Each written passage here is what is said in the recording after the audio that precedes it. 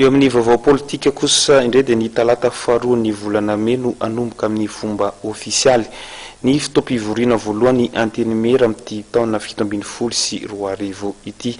Raha ny zava-misy etsy amin'ny lapany Tsimbazaza efa mandeha ny fanomanana ara-teknika rehetra. Efa misy ihany koa ny volavolan-dalàna tonga ao amin'ny antenimera pirenena. Telo herinandro mialohan'ny fivoriana ara-potoana ny Parlement izay anomboka ny Roa ho avy izao, volavolan-dalàna tokana dia ny volavolan-dalàna mikasika ny lalàna momba ny fananahana sy ny fandrindrana ny fiainam-pianakaviana avy amin'ny ministeran'ny fahasalamana no efa tonga eo anivo ny antenimera pirenena. Ny projet de loi tonga eto aloha hatreto dia anankiray zany efa tonga eto avy amin'ny ministeran'ny fahasalamana izy io mikasika ny fandrindrana amin'ny ankapobeny moa zany ny izay resaka fahasalamana izay.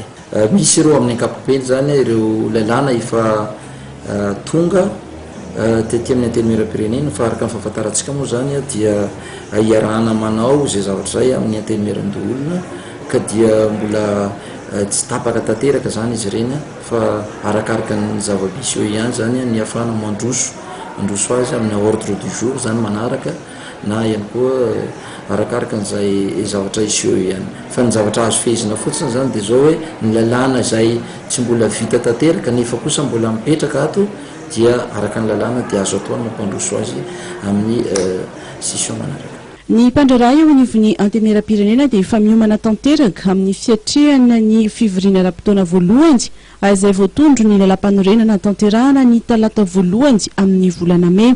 Ankoatra ny fikarakarana ny tota-taratasy, anisan'ny fanomanana tanterahana ihany koa ny fanofanana ny mpandraraha ary efa miomana amin'ny fiantsona ny solombavambahoaka ho tonga eto Antananarivo ny fandraharahana eo anivon'ny antenimera pirenena.